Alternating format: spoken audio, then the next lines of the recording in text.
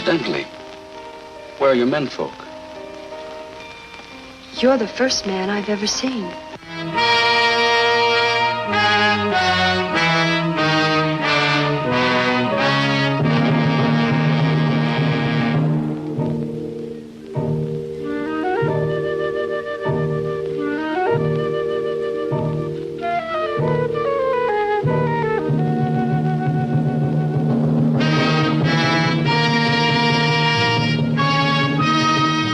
Don't let go, Kip. Helen, what's the matter? Danger, Kip. They want to kill you. They'll take the spaceship and they'll make me go with them. Well, how? They can, Kip.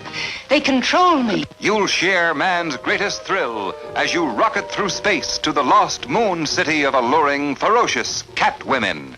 Theirs is the fevered fury of life without love, goading them to lure men into the den of bloodthirsty moon monsters, driving them to tempt men in the deadly cave of moon gold, flaming into a wild lust to conquer man and destroy the world.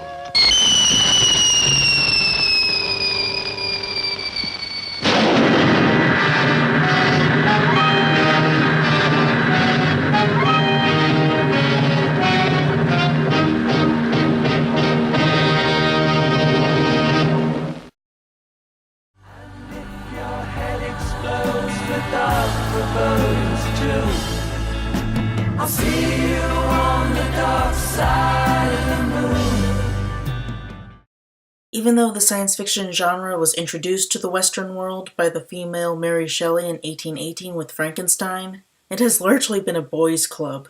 Most sci-fi fans have been male and most sci-fi writers have been male, and you get some pretty messed up depictions of women as a result. The 1950s specifically had a lot of backlash against growing second-wave feminism, with these films featuring villains representing a paranoid distortion of the cry for equal rights. One good example of this is with the 1953 film Cat Women of the Moon, one of the most sexist films I've ever seen, and of terrible quality regardless. Alright, to be fair, this was 8 years before even Vostok 1's first crewed spaceflight, let alone Apollo 11's moon landing 8 years after that. So there was some legitimate curiosity fueling the speculative fiction. Beyond that, I give it no credit. The film starts with a mission to the moon, the cabin of the rocket looking really roomy and comfortable with the astronauts lounging on upright beds. There are 4 men and 1 woman, Laird, Kip, Doug, Walt, and Helen. And just know that I'm gonna mix up these guys because I'm not good with faces and who cares anyway. A modern person watching this might be inclined to think that the presence of a female astronaut would be an acknowledgement that women can do anything they put their minds to which I would answer, No. After their Earth-based White Sands calls for them several times, they start to wake up. 2 dudes have a meaningful exchange about the beauty of space, and then one has to help the poor, weak woman undo her straps and get out of bed. Then we see a man make a meaningful statement about humanity's progress, and literally cut to the woman ignoring the view to fix up her hair, and the guy laughs about collecting bets that this would happen. I mean, it's not like men put pressures on women to always look attractive, criticize them for unkemptness that they expect from fellow men, and generally make them insecure about their appearances, thus leading to all sorts of eating disorders. No, it's just a quirk the silly things have, making them unable to appreciate true beauty. Calling this sexist would be redundant, but wow. Helen is technically the navigator, and she is able to tell that they're on course even without looking at any equipment, and then expresses a feeling of déjà vu. Dun dun dun! They finally get around to replying to White Sands, and they each give a message to be heard on live radio to the people of Earth. We're humming along, folks. That new lubrication by the Delphite Oil Company sure turned the trick.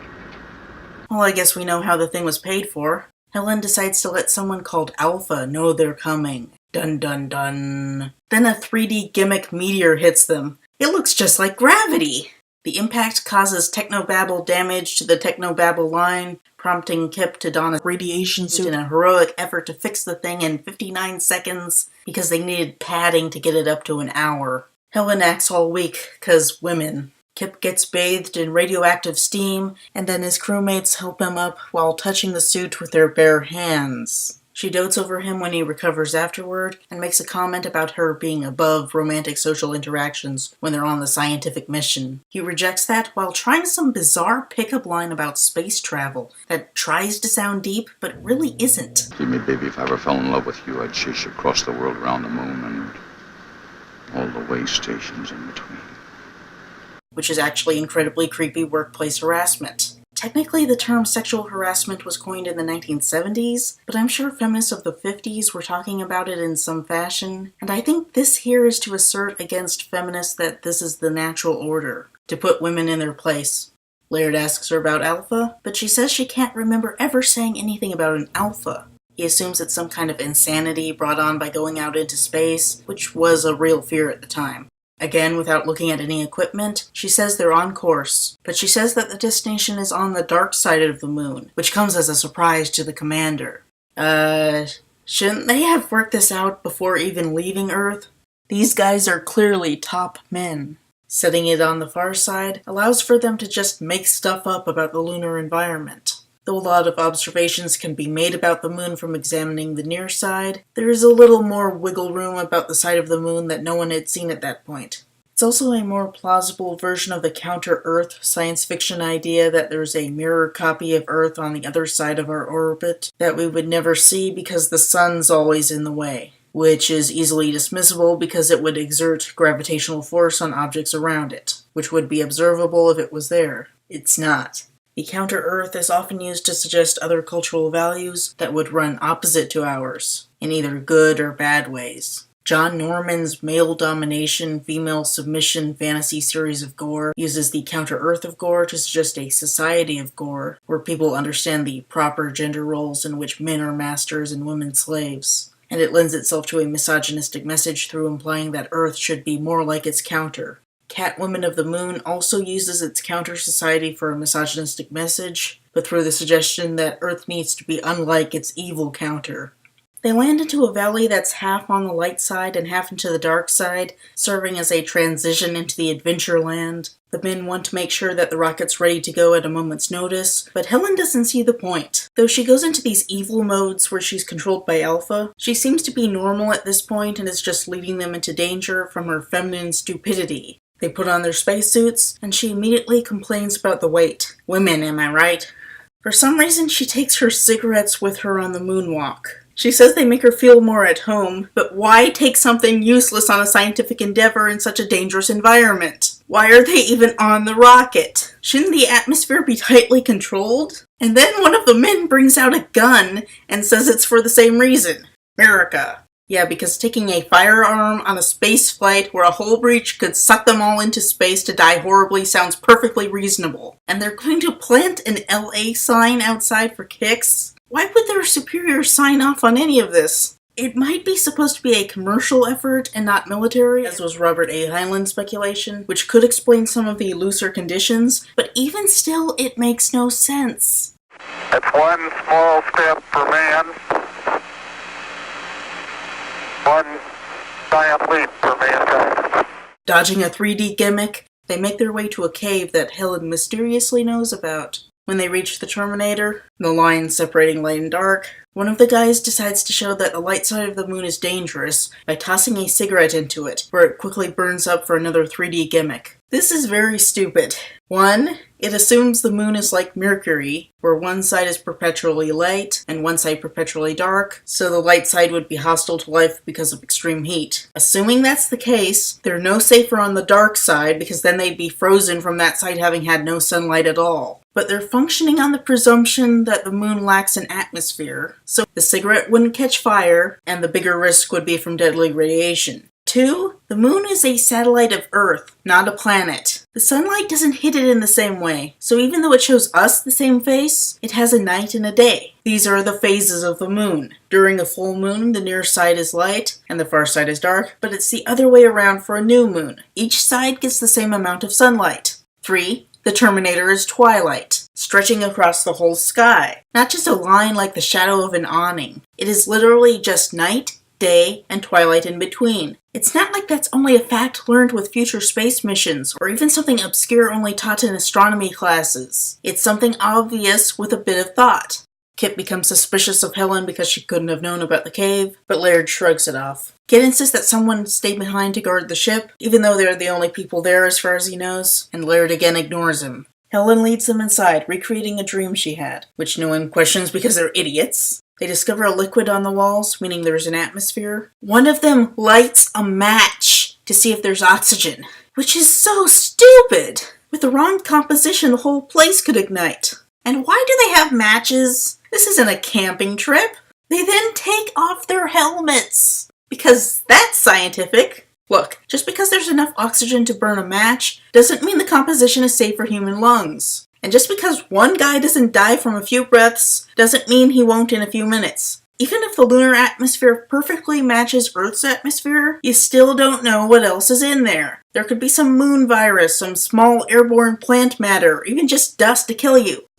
Stupid! You're so stupid! While an evil Catwoman watches, they take off their spacesuits because it's not like this alien environment might be deadly or something. They don't even know that the liquid on the ceiling isn't acid. These people are total morons. They start speculating about how famous they'll be, but Kip darkens the mood by warning of potential danger. Helen, in stupid feminine weakness mode, says that they should be optimistic and expect love and friendship, which is really a condemnation of feminist pacifism and honoring cooperation over conflict, painting it as stupid compared to the more down-to-Luna masculine preparation for conflict. Ironically, the men are far more stupidly optimistic by lighting matches and taking off their suits. And then a giant spider attacks! Why not? Helen screams like a typical useless woman from a 50s monster film, and the men defend her with their down-to-Luna masculine aggression. Good thing they brought a gun! They kill the spider and its mate. I'd speculate on a reference to Arachne, but they're not that clever. The men leave Helen alone to recover from her ghastly fright, and the Catwoman approaches her. The cat comes off as a bit of a lesbian, rubbing Helen's arm with her fingertips. Lesbians are common villains in these kinds of things, combining misogyny with homophobia, and there's a whole lesbian implication to societies of just women. The cat leaves when she screams, and a symbol appears on her hand. The black spot!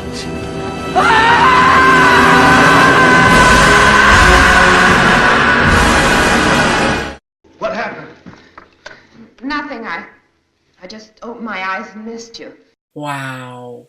They want to head back to the ship while she wants to go forward. They end up holding her while she gets animalistic in her crazed woman emotions. As it turns out, the cats stole their spacesuits, so Helen, now in evil mode, takes advantage to assert authority and demanding they continue onwards into the cave. I get the sense that this is to present an example of what it looks like when the problematic thing happens when a woman tries to take control, so that the men in the audience could take note when their wives would try it, so that they could put them in their place, instead of making the mistake of the men in the movie and letting her lead them into danger. She leads them out of the cave into the Dalek City, abandoned Catwoman City, like she always knew it was there. At first they think the city is abandoned, but the Catwomen soon attack. Cat fight!